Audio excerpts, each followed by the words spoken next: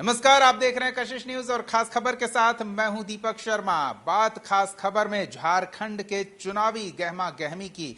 आखिरकार बीजेपी ने फाइनल कर दिया कि हेमंत सोरेन के खिलाफ मैदान में उसका कौन प्रत्याशी होगा। इस प्रत्याशी का नाम सबके लिए चौंकाने वाला है।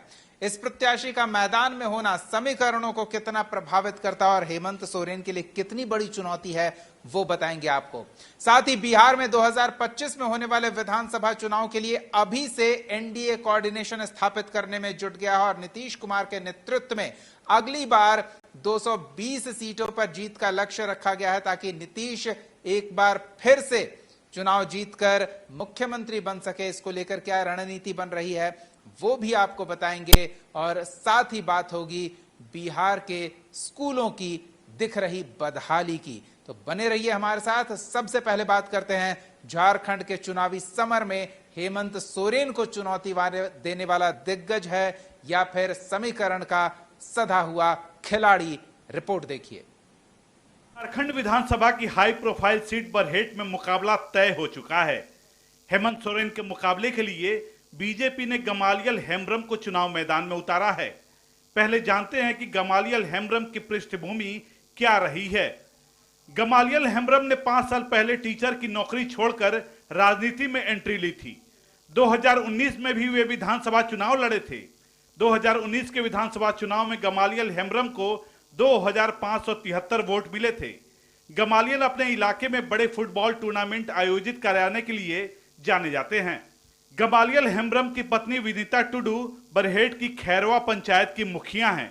युवा प्रत्याशी को मुख्यमंत्री के खिलाफ प्रत्याशी बनाया है और ये वही गमालियल हेम्ब्रम जी है जो बरहेट का बेटा है, बरहेट के रहने वाले हैं, बरहेट विधानसभा के अंदर के रहने वाले हैं। जो मुख्यमंत्री जो खुद गोला और रामगढ़ के रहने वाले हैं, ये तो यहाँ के रहने वाले हैं और वो तो बरहेट के बेटा है। तो मुझे लगता है कि एक युवा चेहरा के रूप में गमालियल हेम्ब्रम जी का एक वहाँ बरहेट की जनता के बीच में एक अच्छा एक प्रभाव है। एक युवा चेहरा के रूप में लोग जानते हैं। सामाजिक कार्यक्रमों में उनकी भूमिका हमेशा रहती है। बढ़ चढ़ के सभी के सुख दुख में वो एक हिस्सा लेते रहते हैं। यानी एक अच्छे युवा जन प्रतिनिधि के जैसा वो काम करते रहते हैं। तो मुझे लगता है कि बरहेट की जनता इस बार मुख्यमंत्री हेमंत सोरेन जी को के खिलाफ वोट करके गमालियल हेम्ब्रम जी भारतीय जनता पार्टी के प्रत्याशी में पक्ष में मतदान करने की काम करेगी। बीजेपी ने बरहेट से गमालियल हेम्ब्रम पर दांव खेला है, तो जानते हैं कि बरहेट का समीकरण क्या रहा है।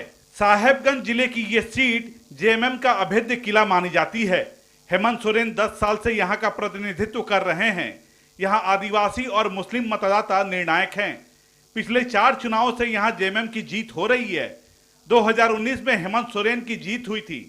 इससे पहले 2014 में भी इस सीट से हेमंत सोरेन जीते थे, जबकि 2009 में जेएमएम के हेमलाल मुर्मू की जीत हुई थी, जबकि 2005 में जेएमएम के थॉमस सोरेन ने यहां जीत का परचम लहराया था। एक अकेला नेता जिसको 5 महीने तक अनर्गल झूठे आरोपों में भारतीय जनता पार्टी ने जेल में बंद करने का काम किया और नतीजा क्या हुआ।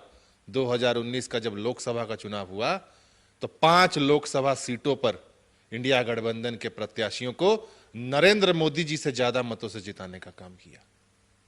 तो भारतीय जनता पार्टी झारखंड में पूरी चुनाव होने से पहले ही हार मान चुकी है। हेमंत सोरेन पहले ही नामांकन कर चुके हैं।